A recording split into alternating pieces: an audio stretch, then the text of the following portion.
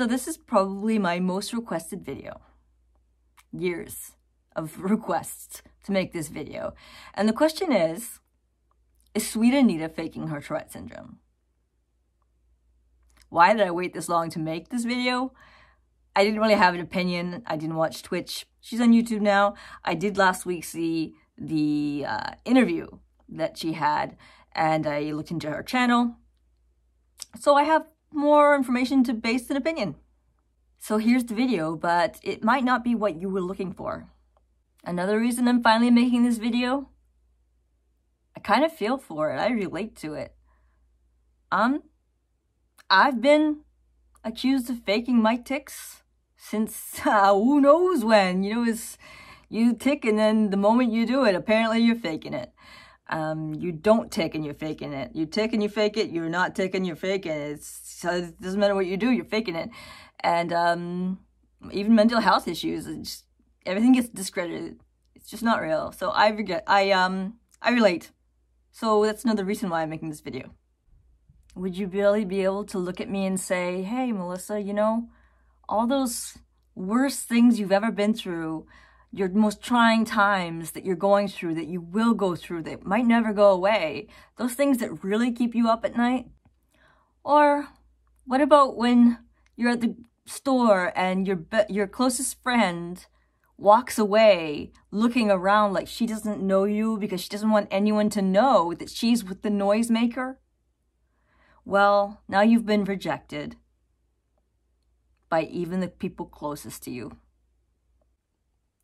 Or when you're told again and again to bow out of any semblance of rights of human existence, to keep that noise box of annoyance of a mouth away from people and behind closed doors.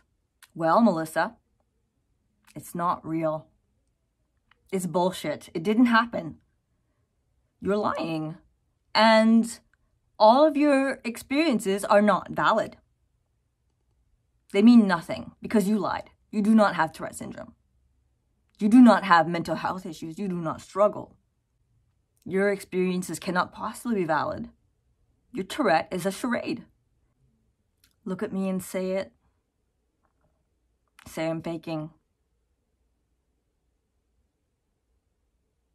Why would I say it about Anita when I know exactly what it's like to be told that I'm faking?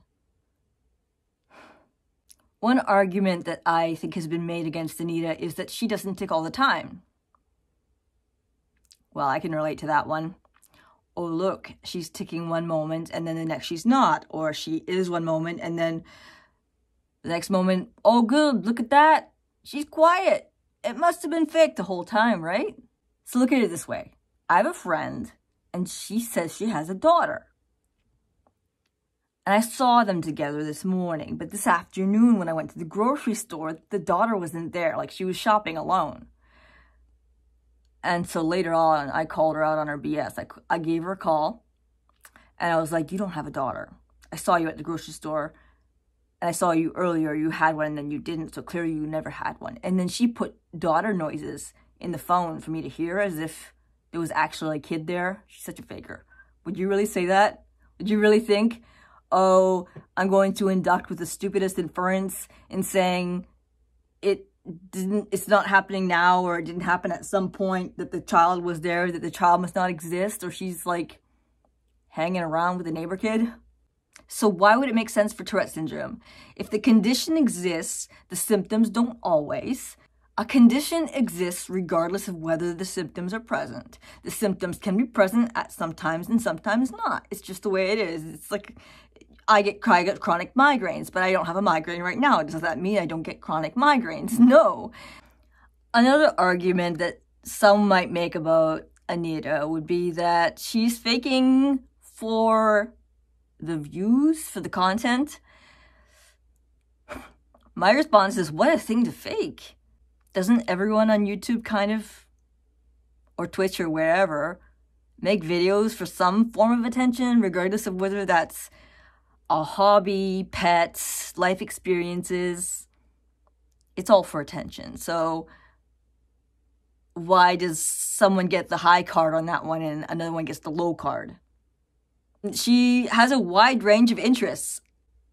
Her tics are just part of her life, so it makes sense that they would show up in her videos. So maybe she's doing it to get famous. I don't think so.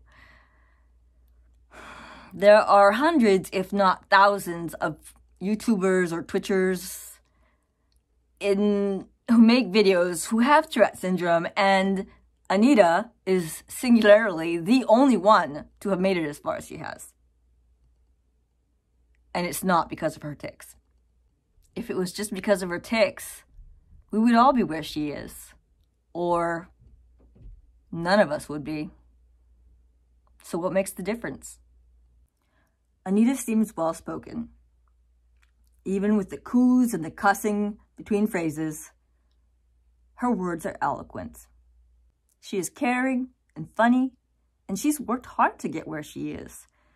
Regularly putting out content, and not just that, she engages with her audience. She isn't a media creator who coasted along on a syndrome. She made it this far because she has it. The it thing. And I'm not talking about her tics. She seems well-rounded and rises to the occasion to overcome and educate about her tics. Her tics, namely the offensive ones, have gotten her name mentioned. But who of you would really say that you would have wanted the same? Would you have wanted that kind of attention? So why would she have deliberately put herself in that position?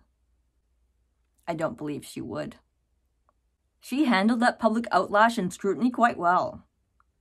She educated with the experience. She advocated for herself and for those like her, or like me. She didn't back down because she didn't do anything wrong. That brings us to the Coprolalia part of this video. I think there was a kind of playing the Sweet Anita used the N-word victim card where the whole world was in an uproar. I think if she had that word escape her mouth when she really didn't want to, she would have felt terrible. And then to have all that shit hit the fan, can you imagine on top of how bad she felt? To have all that scrutiny? As Anita is an example of rising above that I'd like to adhere to, I'm going to take the moment to educate instead. Let me tell you something about Coprolalia. It's when you say something obscene against your will. Is the N-word obscene? Completely. What about the words damn or hell? Because damn was considered a swear word at one point. A really bad one. Okay, so please, before we move on these analogies, I really want to make it clear that my comparing these words is not an indication that I think that the word damn is anywhere near as disgusting and derogatory as the N-word.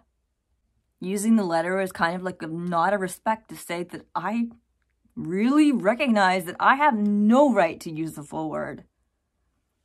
So please don't get me wrong when I compare with the word damn, because it pertains to Anita's frame of mind and others like her. So how many people with Tourette syndrome, Coprolalia, have you actually heard shout out the word damn? Probably haven't. At least not in the last century. Why? It's no longer considered to be offensive. It's kind of the equivalent of whoops-a-daisy. My point is this. If Coprolalia is saying something offensive that we believe is offensive, would she have said that word as a tic if she were racist? If Anita felt that that word was nothing wrong with it, nothing obscene, nothing derogatory, perfectly acceptable, would her neurological condition that forces you to say obscene things that you believe are wrong, Would it have forced that out of her mouth? In my opinion, the very fact that this tick happened is indicative that she finds it horrible, that she has disdain for it, this obscene. She thinks it's obscene. That's what the definition of this tick would be, is obscene. So if she thinks it's obscene, would she really say it? And doesn't that mean, by extension, that she isn't racist, that she's quite the opposite? Because if she was racist, she wouldn't think the word was offensive. And I wouldn't want anyone to think badly about themselves, because I legitimately care. And I believe that Anita did too. She wouldn't have wanted her audience to think that she felt that was the correct word to say, that she would even think the heinous mentality behind that word as she said it. Am I going to call Anita out for faking? Nah. I say kudos. I say kudos because everything's been about trying to infringe on our rights, to make this one disability the one disability that doesn't get credibility. It gets tossed out on the not valid pile. And why? Perception. It's this fascination with ticks that makes it so that either people think you're faking because it's too weird, or they think you should stay inside and not be a hassle to anyone and have no quality of life and just be like a homebody. I don't think she's going to see this, but there are people who I consider a sister in the cause. So I'm going to sign out of this video saying, Anita, I'm your sister in the cause. Thank you for what you do for it.